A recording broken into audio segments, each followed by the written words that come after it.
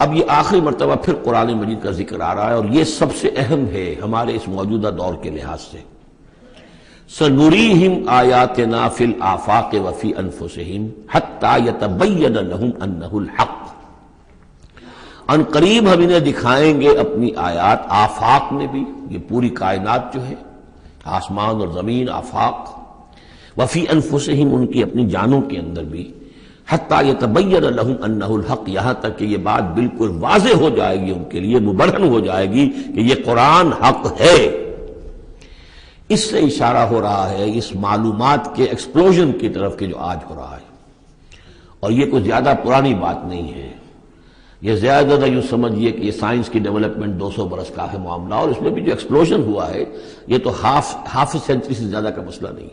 اسی کے اندر ہوا ہے۔ اور اصل میں آج کے دور میں قرآن مجید کے اعجاز کو ثابت کرنے کے لیے کہ یہ معجزہ ہے، سب سے اہم پہلو یہ ہے۔ تو میں نے جو تعارفی گفتگو کی تھی اس دورہ ترجمہ قرآن سے پہلے، تو میں نے عرض کیا تھا کہ قرآن مجید کے اعجاز کے پہلو بے شمار ہیں، کس کس پہلو سے قرآن معجزہ ہے ہم اس کا احصار نہیں کر سکتے، لیکن موٹی بات یہ سمجھ لیجئے کہ جب قرآن نازل ہوا ہے تو اس کا معجزہ ہونا سب سے زیادہ اس اعتبار سے تھا کہ اپنی ادبیت، اپنی فصاحت، اپنی بلاغت کے اعتبار سے معجزہ تھا، اور اسی پہلو سے چیلنج کیا گیا۔ تمہارے ہاں شعراء ہیں، تمہارے ہاں خطباء ہیں، تمہارے ہاں ادب کا بڑا ذوق ہے، کوئی ایک اس جیسی ایک صورت بنا کر لے آؤ۔ باقی یہ کہ نہ بھی سائنسی معلومات تھی ان کے پاس، دوسرے یہ کہ جو فینومینا آف دی نیچر ہے، قرآن میں آسمان زمین دیکھو، اب ظاہر بات ہے اس وقت وہ آدمی کیا دیکھ رہا تھا، اپنی ننگی آنکھ سے جو کوئی دیکھتا تھا وہی دیکھ رہا تھا نا، لیکن آج انسان دیکھ رہا ہے ٹیلیسکوپس کی مدد سے، آج انسان دیکھ رہا ہے مائکروسکوپس کی مدد سے، الیکٹرانک مائکروسکوپ سے، آج جو انسان کے معلومات کا ذریعہ جو ہے، تو گویا کہ وہ آیات الہیہ جو قرآن مجید میں جن کے اشارے کر دیے گئے، ان کو جو 1400 برس قبل کا انسان دیکھ رہا تھا اور جو انہیں آج کا انسان دیکھ رہا ہے، وہ زمین و آسمان کا فرق ہے۔ اور ہوتے ہوتے یہ ثابت ہوتا چلا جا رہا ہے کہ جو کچھ قرآن مجید نے کہا تھا وہی حق ہے۔ اس میں اگرچہ ابھی کچھ حصے رہ گئے ہیں، لیکن بہت سے پہلو ہیں جو واضح ہو رہے ہیں، اور روزانہ کچھ شکل ایسی آتی ہے کہ جس سے کہ ان سائنسی حقائق سے قرآن مجید کا حق ہونا ثابت ہوتا ہے۔ لہذا آج کے دور میں اس کام کو بہت اہمیت حاصل ہے کہ اس کے لیے محنت کی جائے، کوشش کی جائے۔ اب اتفاق کی بات ہے کہ یہ کام کیا بھی ہمارے ہاں، تو بہرحال جو سب سے بڑی نمایاں کتاب ہے وہ ایک فرینچ سرجن نے کیا، وہ ایمان لے آئے، مورس بکائی، لیکن یہ کہ کسی مسلمان کو یہ توفیق نہیں ہوئی کہ وہ مطالعہ کرتا ان سائنسز کا، اور ان کے حوالے سے پھر وہ کمپیریٹو اسٹڈی کرتا بائبل اور قرآن کے مابین، اور پھر کہتا اور دعوے کے ساتھ کہہ سکتا کہ سائنسی جو بھی انکشافات آج تک ہوئے ہیں، قرآن کا ایک حرف بھی غلط ثابت نہیں ہوا۔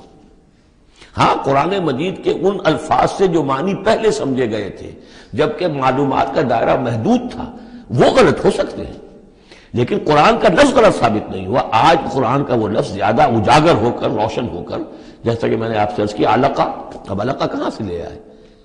اب یہ علقہ فائدہ، فؤاد، فائدہ اس سے ہے، تو یہ چیزیں اب اور زیادہ واضح ہوتی جا رہی ہیں۔ یا کہ تمام اجرام سماویہ کا کل فی فلک یسبحون، جتنا آج معلوم ہے یہ پہلے تو معلوم نہیں تھا۔ کئی دور آئے ہیں، پہلے انسان سمجھتا تھا زمین ساکن ہے، سورج چلتا ہے، پھر سوچا کہ نہیں یہ تو سورج ساکن ہے، زمین چلتی ہے۔ آج ہمیں معلوم ہے کوئی شے ہے ہی نہیں، سکون محال ہے قدرت کے کارخانے میں، کوئی ذرہ بھی جو ہے اندر، جو ایک ایٹم ہے وہاں بھی حرکت ہے، وہ نیوٹرونز جو ہیں وہ کس طریقے سے چکر لگا رہے ہیں بے تابانہ، حرکت ہی حرکت ہے۔ تو اس اعتبار سے قرآن مجید جدید سائنسی اکتشافات کے ذریعے سے جس طریقے سے اس کے حقائق مبرہن ہو رہے ہیں، اس پر زیادہ توجہ کی ضرورت، البتہ اس میں تکلف کرنا اور زبردستی کرنا نہیں۔ جہاں وہ بات ابھی واضح نہیں ہے صاف مان لو، جو بھی ہم سورہ آل عمران میں پڑھ آئے ہیں کہ یہ بات ابھی واضح نہیں ہے، لیکن ہمیں یقین ہے کل من عند ربنا، یہ سب اللہ کی طرف سے ہے۔ وقت آئے گا کہ ثابت ہو جائے گا کہ جو کچھ قرآن نے جو الفاظ استعمال کیے تھے، جو حقیقت منکشف ہوگی، وہ عین ان الفاظ میں صحیح فٹ ہو جائے گی، اگرچہ ابھی ہم اس کی وضاحت نہیں سمجھ سکتے۔ تو جہاں تکلف نہ کیا جائے، تصنع نہ کیا جائے، کھینچتان نہ کی جائے، یہ نہ کیا جائے، یہ بعض لوگوں نے یہ کیا ہے، لیکن یہ کہ جہاں تک کہ وہ حقائق ثابت ہو چکے ہوں تو ان کو بہرحال استعمال میں لایا جانا چاہیے کہ قرآن مجید کی حقانیت کو اس کے ذریعے سے مبرہن کیا جائے۔ اب دیکھیے یہ لفظ جو آیا ہے سنوریہم، اب سین جب آتا ہے فعل مضارع پر تو وہ مستقبل کی بات بن جاتا ہے، مستقبل میں ہم دکھائیں گے انہیں اپنی نشانیاں۔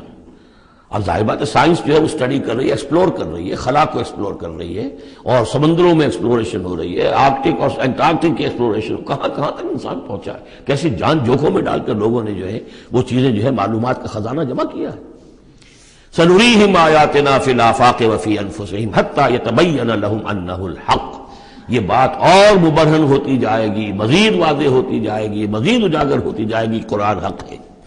اولم یکف بربک انہ علی کل شیء شہید، کیا کافی نہیں ہے یہ بات تیرے رب کے لیے کہ وہ تو ہر چیز پر گواہ ہے، ہر کائنات کی ہر شے اس کی نگاہوں کے سامنے ہے۔ لیکن آج سے 1400 برس پہلے وہ انہی الفاظ میں اس نے بیان کیا تھا جسے اس وقت کا انسان سمجھ سکتا۔ وہ باتیں آج کے حوالے سے جو باتیں آ رہی ہیں وہ بیان کر دی جاتی، سمجھ میں کس کے آتی نہیں۔